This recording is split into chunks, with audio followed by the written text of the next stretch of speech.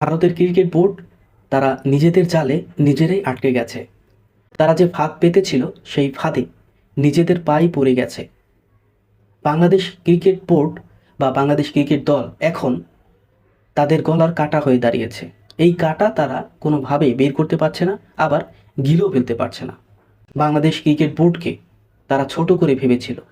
তারা কখনো ভাবতে পারেনি যে এই ছোট একটি দেশ, এই ছোট একটি ক্রিকেট বোর্ড তাদের গলার কাটা হয়ে দাঁড়াবে। তারা অনেকগুলো ভুল করেছে, যেই ভুলের মাসুল এখন গুনছে। এর মধ্যে প্রথম ভুল ছিল মুস্তাফিজুর রহমানকে আইপিএলে নিলামে তোলা। দ্বিতীয় ভুল ছিল তাদের এই মুস্তাফিজকে কলকাতা কিনে নেয়া। তৃতীয় ভুল ছিল কোনো বাস বিচার না করে উগ্র হিন্দুত্ববাদীদের কথায় এসে তাদের চাপে পড়ে মাথা নত করে মুস্তাফিজুর রহমানকে বাদ দেয়া। এবং সবচেয়ে বড় ভুল ছিল বাংলাদেশ ক্রিকেট বোর্ডকে ছোট করে দেখা। তারা ভেবেছিল যে যে কাজগুলো আমরা করেছি, যেভাবে মুস্তাফিজুর রহমানকে আইপিএলে ডেকেছি, তাকে কিনেছি এবং তাকে বাদ দিয়ে দিয়েছি, ভ্যারি সিম্পল, এর জন্য হয়তো বাংলাদেশ ক্রিকেট বোর্ড কিছুই করবে না।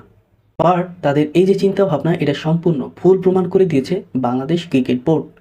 বাংলাদেশ ক্রিকেট বোর্ড আইসিসিকে চিঠি লিখেছে যে নিরাপত্তা ইস্যু দেখিয়ে যেহেতু মুস্তাফিজুর রহমানকে আইপিএল থেকে বাদ দেওয়া হয়েছে, তাহলে আপকামিং যে বিশ্বকাপ রয়েছে সেখানে তো আমাদের পুরো দলকে নিয়ে ট্রাভেল করতে হবে, তাহলে আমাদের সেখানে রিস্ক আরও বেশি। সো আমরা ভারতে টি-20 ওয়ার্ল্ড কাপ খেলতে যাব না, আমাদের নিউট্রাল ভেন্যু দিতে হবে, আমরা শ্রীলঙ্কায় খেলতে চাচ্ছি। তো আইসিসি অনেকবার বুঝিয়েছে বাংলাদেশকে যে আপনাদেরকে সর্বাত্মক সিকিউরিটি দেওয়া হবে, তারপরে আপনারা ভারতে খেলতে যান। সকল ধরনের অফারকে ডিনাই করে দিয়ে বাংলাদেশ ক্রিকেট বোর্ড সাফ জানিয়ে দিয়েছে যে আমরা ভারতে ওয়ার্ল্ড কাপ খেলতে যাব না। যদি আমাদের ওয়ার্ল্ড কাপ বর্জন করতে হয় তাহলে আমরা বর্জন করতেও রাজি আছি। এই কথা শুনে ভারতের ক্রিকেট বোর্ডের উপরে যেন আকাশ ভেঙে পড়েছে। শুধু বাংলাদেশই নয়, শোনা যাচ্ছে, মানে নিউজে শোনা যাচ্ছে যে খুব সম্ভবত পাকিস্তানও ওয়ার্ল্ড কাপ খেলতে আসবে না ভারতে। এরপরে আপনারা ইতিমধ্যে জেনে গেছেন যে আরও 2-4টা দল রয়েছে যাদের কিছু কিছু প্লেয়ারকে ভারত ভিসা দিচ্ছে না, কারণ তারা পাকিস্তানি বংশোদ্ভূত প্লেয়ার নিয়ে খেলছে। তাই বিশেষ করে আমেরিকা রয়েছে, ওমান রয়েছে, ইউএই রয়েছে, যাদের ভিতরে প্রচুর পরিমাণে পাকিস্তানি বংশোদ্ভূত প্লেয়ার আছে। তাদেরকে যদি ভিসা না দেওয়া হয় তাহলে হয়তোবা তারাও বলবে যে আমরা তাহলে ভারতে খেলতে যাব না। কারণ আপনি একবার চিন্তা করে দেখুন, যখন আপনি ওয়ার্ল্ড কাপের জন্য একটি দল বানান, সেখানে কিছু প্লেয়ার আপনি সিলেক্ট করেন, সেখানে তো অবশ্যই আপনি ভালো পারফর্ম করা প্লেয়ারকে আপনি সিলেক্ট করেছেন। সো ভালো পারফর্ম করা কোনো একজন প্লেয়ারকে যদি আপনি না খেলাতে পারেন, ভিসা না দেয়, তাহলে আপনি এখানে গিয়ে কি খেলবেন, কাকে দিয়ে খেলাবেন? তো এইরকম ইস্যু নিয়ে হয়তো আরও দল প্রশ্ন তুলতে পারে।